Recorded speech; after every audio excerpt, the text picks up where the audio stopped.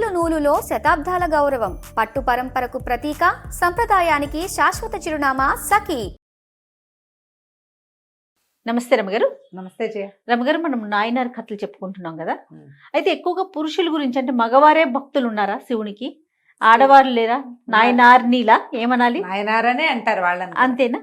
ఉన్నారా రమగారు? కారైకాల్ అమ్మన్నని అమ్మ, ఒక అమ్మ. కారైకాల్ అమ్మన్ ప్రత్యేకమైన పేరు. అవునండి. కారైకాల్ అనేది ఒక ఊరు. అవును.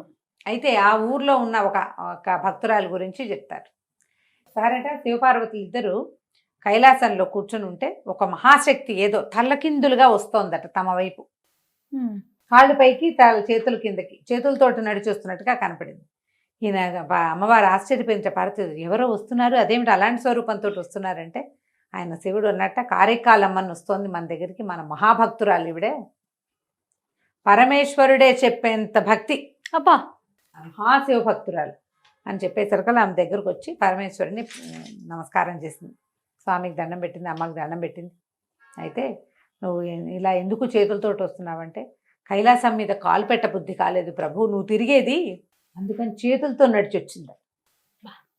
ఏం పాయింట్ చూడు, అడుగు పెట్టలేనక కాలుతో చేతులతో వచ్చాను అంటే ఆయన దరి చేర్చుకున్నాడు. ఏం కావాలి చెప్పు, నీకు 2 కోరికలు కోరుకోమన్నాడట. నేను ఎక్కడ పుట్టినా మళ్ళీ కనుక నాకు జన్మంటూ ఉంటే శివభక్తురాలుగానే జన్మించాలి, శివభక్తితోటే జన్మించాలి. ఏ జన్మ ఎత్తినా నాకు శివభక్తి ఉండేలాగా నాకు వరం ఇవ్వు. తర్వాత తాండవం చేస్తున్నప్పుడు, నువ్వు తాండవం చేస్తావు, ప్రతి ప్రదోష కాలంలో పరమేశ్వరుడు అమ్మవారు ఇద్దరు చేస్తారు. ఆమె లాస్యం చేస్తుంది, ఆయన తాండవం చేస్తాడు. ఆ తాండవం చేసేటప్పుడు పాదాల కదలికని వర్ణించగలిగే కవిత్వ శక్తిని ఇవ్వమని అడిగిందిట. కవితాధార అది కావాలి నాకు. తాండవం చేసేటప్పుడు కదిలే పరమేశ్వరిని విభిన్నమైన కోరిక, ఆ పాదం అసలు అద్భుతమైన నర్తన అయింది, అది కావాలి నాకు అని అడిగిందట. ఈమె వర్ణించగలగాలి. నేను అలాగేనన్నట్టు ఆయన. ఈ కారైకాల్ అమ్మను కారైకాల్లో ఒక వైశ్య కుటుంబంలో జన్మించిందట. ధనదత్తుడని చాలా పెద్ద వ్యాపారి. ఆయనకి ఎంతకాలమో పిల్లలు కలగల. అలా ఉండి ఉండి ఉండి ఉండి ఉండి ఎప్పటికో శివాలయానికి తిరగ్గా ఆయనకు ఒక కూతురు పుట్టింది. అయితే పిల్ల చక్కటిదట, పునీతవతి అని పేరు పెట్టారు. ఈ పునీతవతి చిన్నప్పటి నుంచే ఆ అమ్మాయికి శివభక్తి.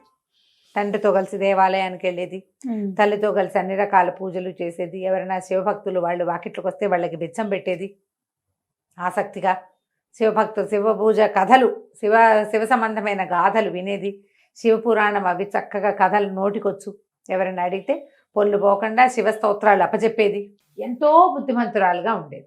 అయితే ఆ కాలంలో నాగసముద్రం అనే ప్రాంతానికి చెందిన నిధిపతి అనే ఒక వణిక్ ప్రముఖుడు వాళ్ళ అబ్బాయి అయిన పరమదత్తుడికి ఈ పిల్లని కోరాడొచ్చి. వాళ్ళకి చాలా ఆస్పాసలనే, అబ్బాయి మంచి ఉద్యమం వ్యాపారం అభివృద్ధి చేయగలిగిన వాడు. అయితే ఈయనేమన్నాడు, ఇది ధనదత్తుడు పునీతవతి బాబు లేక ఒక్క పిల్ల, ఈ నాగసముద్రానికి ఎక్కడికి పంపను, మా ఇంట్లోనే ఉంచుకుంటా, ఇల్లరికానికి వస్తానంటే ఒప్పుకుంటానని. అంత దూరం పంపించనన్నా? అంత దూరం పంపలేను, ఇక్కడే ఉంచుకుంటానంటే ఆయనకి ఇంకో 2-3 కొడుకులు ఉండుంటారు. ఆ పరమదత్తుడిని ఇక్కడికే తెచ్చి వివాహం చేశారు. ఈ అమ్మాయి భక్తిగా శివుణ్ణి కొలిచేది, భర్తని పరమేశ్వరుడిగా భావించి చక్కగా సేవించేది. చాలా బాగుండేది. అయితే ఇతను వ్యాపారం బాగా అభివృద్ధి చేశాడు. సరే, ఒకనాడు ఏమైంది, కొంచెం కాలంలో 2 మామిడి పళ్ళు ఎవరో పరమదత్తుడికి వచ్చినాయి. అంటే కాయకాలమే ఉంది, ఇంకా పళ్ళకాలం రాకముందే ఎవరి తోటలోనో పండినాయని జోడు పళ్ళు వచ్చాయి. జోడు పళ్ళు వస్తే ఆ జోడు పళ్ళని ఇంటికి పంపించాడు. పొద్దున్న 9 గంటల వేళ, 1 గంట వేళ భోజనానికి వస్తానన్నాడు. ఆ పూట ఏమైంది, మై 12 గంటలకి వంట చేసుకుంది. సరిగ్గా తమ కోసమే చేసుకుంది. ఎవరో ఒక శివభక్తుడు ఒక ఆయన వచ్చి, అమ్మ ఆకలిస్తుంది అన్నం పెట్టమంటే అన్నం కూర వేసి భోజనం వడ్డించేసరికల్లా ఇంకేదైనా వేయమన్నాడు ఆయన. వేయమంటే ఈవిడేమంది, భర్తకి కూర కావాలి కనుక 2 మామిడి పళ్ళు ఉన్నాయి, ఓ పండు ఆయనకుంటుందని 2వ మామిడి పండుని ఈ శివభక్తుడి ఆకులో వేసేసింది. ఆయన ఆ పండు తిని చాలా సంతోషించి పుత్రపౌత్రాభివృద్ధిగా ఈ పునీతవతిని దీవించి, వ్యాపారం అభివృద్ధి కావాలమ్మా, నువ్వు నీ శివభక్తి ఎల్లప్పుడూ ఇట్లాగే ఉండాలని ఆయన వెళ్ళిపోయాడు. 1:30-2 అయ్యేసరికల్లా ఈ పరమగుప్తుడు వచ్చాడు ఇంటికి. భర్త వచ్చాడు, అన్నం పెట్టింది. చాలా శ్రద్ధగా కాళ్ళు కడుక్కోవడానికి నీళ్ళు ఇచ్చి, కాసిన మంచినీళ్ళు ఇచ్చి, సేద తీర్చి ఆగేసింది. అన్నం పెట్టింది. అన్నబెట్టి మామిడి పండు తరిగి పళ్ళని వేసి అన్న దీన్ని మామిడి పండు తిని అబ్బాయి ఎంత తీయగా ఉంది, ఆ రెండో పండు కూడా వేయి అన్నాడు. కంటిపోయింది, రెండో పండు ఏది లేదంటే ఏమంటాడో. వంటింట్లోకి వెళ్ళి పరమేశ్వర మామిడి పండేమో శివభక్తుడికి వేసేసాను, ఇప్పుడు భర్త అడుగుతున్నాడు ఏం చేయను అంటే టింగమని మామిడి పండు ప్రత్యక్షమైంది. శివుడికి పరమేశ్వరుడికి ఎదురుగుండా పెట్టిన ప్రసాదం పళ్ళెల్లో. సరే ఆ పండు తీసుకెళ్ళి 2 ముక్కలు చేసి భర్తకి ఇచ్చింది. ఆయన ఆ పండు తిని ఏమే ఇందాకటి పండు కంటే ఇది ఇంకా తీగా ఉందే, తీగా ఎటా వచ్చిందే ఈ పండు అన్నాడు. ఈవిడ ఆలోచించుకుని భగవత్ ప్రసాదం అందుకని మెల్లిగా ఏం చెప్పింది, అది కాదండి పొద్దున మీరు పంపించిన 2 పళ్ళల్లో ఓ పండుని ఒక శివభక్తుడు వస్తే ఆయనకు పెట్టాను, మీరు అడిగారని పరమేశ్వరుని ప్రార్థిస్తే భగవంతుడు ఇచ్చిన పండు అండి, అందుకే అంత తీయగా ఉంది అని చెప్పేసరికి ఆయన తెలబడి ఏమిటి దేవుడు ఇచ్చాడు పండు, ఎక్కడైనా ఉంది లోకంలో? దేవుడు ఎటా ఇస్తాడు? చెట్లకు గాయిస్తాడు, చెట్లకి పువ్వులు వస్తాయి, చెట్లకి కాయలు వస్తాయి, అవంతా భగవత్ ప్రసాదం. అంతేగాని నువ్వు అడగంగానే నీ చేతులకు మామిడి పండు ఇస్తాటే భలే దొంగ మాటలు చెప్తున్నావు అన్నాడు. అనేసరికల్ పునీతవతంది కాదండి, అక్షరాల భగవంతుడే ఇచ్చాడు, పరమేశ్వరుడే చిదంబరేశ్వరుడే నాకు ఇట్లా సమర్పించాడు ఇచ్చాడు అంటే ఆయన ఒప్పుకోవాలి. ఏది నా ఎదురుగుండా అడుగన్నాడు. అడగనగానే ఏం చేస్తుంది, దండం పెట్టి పరమేశ్వర నీ శక్తిని నా భక్తిని పరీక్షిస్తున్నారయ్యా, ఒక్కొక్క మామిడి పండు ఇవ్వవా అని చెయ్యిట పెట్టేసరికి చేతిలో పండు వచ్చింది. ఆయన నిర్ఘాంతపోయి చూస్తున్నాడు పరమదత్తుడు. ఈ చేతిలో ఉన్న పండు ఆయన చేతిలో పెట్టగానే మాయమైపోయింది. ఆయన నమ్మలేదు, ఇప్పుడు నమ్మాడు, ముందు నమ్మలేదు కాబట్టి ఆయన నిర్ఘాంతపోయాడు. మనిషి కాదు ఇది, ఏదో దేవతా స్త్రీ, దీంతో కాపురం చేసేది ఏమిటి? మనం దేవతా స్త్రీలతో కాపురం చేయొచ్చునా? పైగా ఇదేం భక్తి, పరమేశ్వరుడు అది అడిగితే గాల్లోంచి పండు వచ్చి చేతిలో పడిందే. ఈమెతో కాపురం చేయకూడదు, ఈమెను భార్యగా ఉంచుకోకూడదని భావించాడు. ఆ పూట కూరుకుని ఏదో వ్యాపార సంబంధంగా ఎక్కడికో వెళ్ళి అక్కడే ఉండిపోయాడు. రాల ఏమో భర్త కోసం వేచి ఉంది పాపం. చుట్టాలు పక్కాలంతా ఊరెళ్ళాడు, వాళ్ళంతా వ్యాపారాలకు వెళ్ళి వాళ్ళు 3 నెలలు 6 నెలలు వ్యాపారం చేసుకుని వచ్చేవాళ్ళు. సంవత్సరాలు గడిచినా ఆయన రాల. ఈ పిల్లకి అప్పటికి వెళ్ళే 20 ఏళ్ళు అయితే తర్వాత 5, 6, 7 సంవత్సరాల దాకా రాలేదట.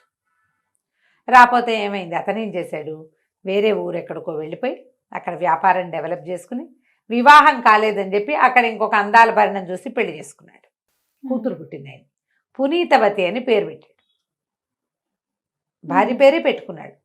ఒక 8-9 సంవత్సరాలకి ఈమెకి ఇంకా 30 ఏళ్ళు రాకముందే ఈ ఫలానా గ్రామంలో ఫలానా నగరంలో ఈయన ఉన్నాడు, పరమదత్తుడు ఉన్నాడు, పునీతవతి భర్త అక్కడ ఉన్నాడని తెలుసుకున్నాడు. చుట్టాలు పక్కాలు వ్యాపారాల్లో తెలిసిపోతాయి కదా, అమ్మాయి మీ ఆయన అక్కడ ఉన్నట్టు అక్కడికి వెళ్దు కానీ పదంటే, మరి భర్తని వివాహం చేసుకుని భర్త భోగించడానికి ఈ శరీరం అని భావించింది ఆవిడ.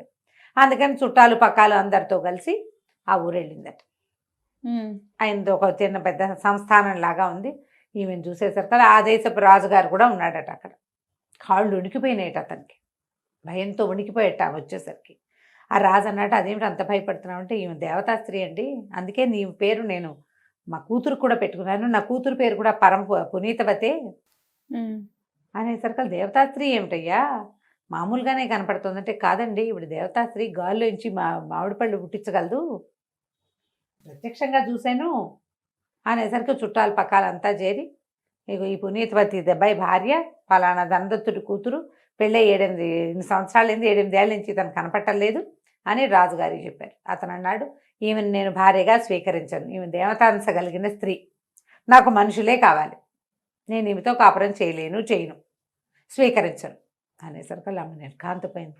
ఇన్నేళ్ల నుంచి ఈ భర్త కోసం వేచి ఉన్నాను కదా, ఈ యవ్వనము సౌందర్యము ఎప్పటికప్పుడు చక్కగా ఒంటికి నలుగు పెట్టుకుని స్నానం చేసి భర్త భోగించడం కోసమే కదా శరీరం, అతనికి సంతానాన్ని కనిపెట్టడం అదే కదా మరి స్త్రీ కర్తవ్యం. దాంతో ఆవిడ అసహించుకుని ఆవిడ అనుకుందిట, నా భర్తకి ఉపయోగపడిన ఈ శరీరం వద్దు, నాకు ఈ అవయవ సౌందర్యము వద్దు, ఈ చర్మ సౌందర్యము వద్దంటే జనాలు చూస్తూ ఉండగానే ఆ శరీరంలో ఉన్న మాంసం కండలన్నీ హరించుకుపోయి ప్రేత రూపు వచ్చేసిందట ఆమెకి.